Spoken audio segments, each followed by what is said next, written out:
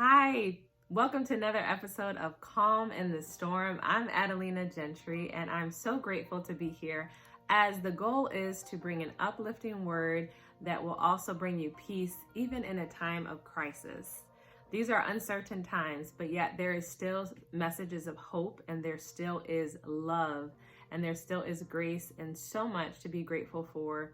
And our focus, if we focus our attention in the right ways, then we will actually glean and add to our character during a time of crisis.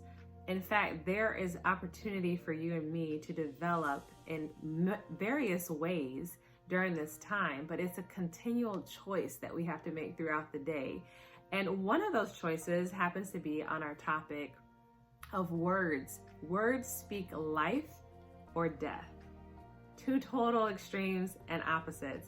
And I think that's pretty clear. We know the drastic differences of life, of giving a compliment, of noticing something about someone, or acknowledging something that they've been able to accomplish. It's easy to clap at a graduation, at a new job or promotion, and congratulate that person, right? And also death. Each of us have all blown up in some point on somebody in our lives, and it doesn't feel good afterwards. And we know that those words that we spoke cut deep. And even so, to where if we haven't apologized, this is a great time to apologize and to choose to forgive those our loved ones, because as we're seeing, life is so short and we never know what could happen. But what about the thin line in between life and death? And when it comes to your thought process and my thought process, what are we speaking into our own heart and spirit?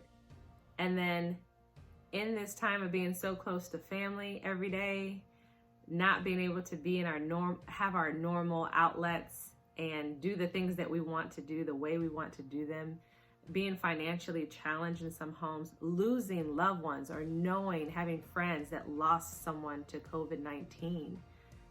What is there to say? How do we speak to where we're choosing to speak life versus speaking death? Because it's so easy to speak negatively. It's so easy. A lot of news focuses on everything to worry about, everything to be concerned about, and we can really engulf ourselves in that, and it's so easy for that to come out of us.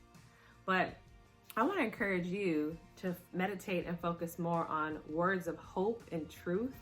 And there's no better source of that than the Word of God.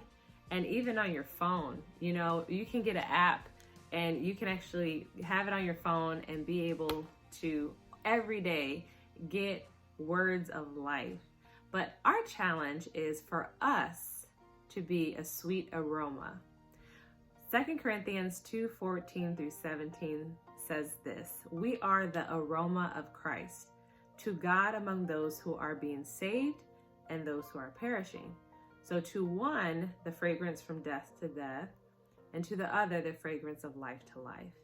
It all depends on where people are at, but our job is to be the fresh fragrance and aroma of Christ, where we're allowing God to fill us, where we have an overflow of what His word is inside of us, so that is what comes out.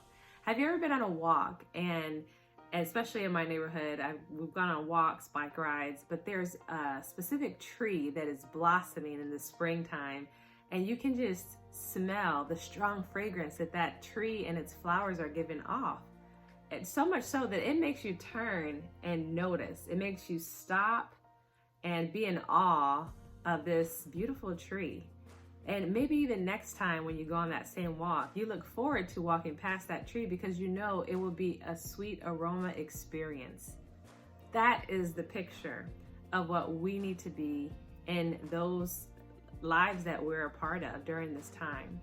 And what it does is it reminds us that God is a God of all comfort, and He comforts us in all of our troubles.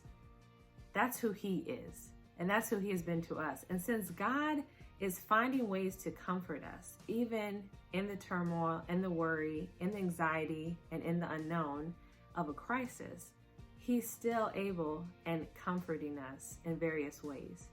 So much so that we should make an aim and an effort to choose however we can, when the opportunity presents itself, to speak words of life, life-giving words. So to uplift and not to tear down, to encourage and not discourage, okay? To even choose to listen instead of cut off, make the argument, win the argument, make your point. And this can be in various aspects. This can be in our parenting, this could be with a spouse, this can be with friends, people on social media. You know, should I comment, should I not comment? It really is a sweet aroma wherever we are speaking that we want to exemplify. What is developing in us, and what we all have the opportunity to that we would not in any other circumstance, is a patient endurance. It is hard to hold your tongue, to think about what you're going to say, to find the hope, the life, the joy, or the uplifting thing to say, and then actually let that come out. But when we do, we are reminding them, like, it takes people aback. It makes people want to be around you more. You're a breath of fresh air, you know, when you come around, and you're only speaking what has already been poured into you. Now, Matthew 12:34 talks about how out of the abundance of the heart, the mouth speaks.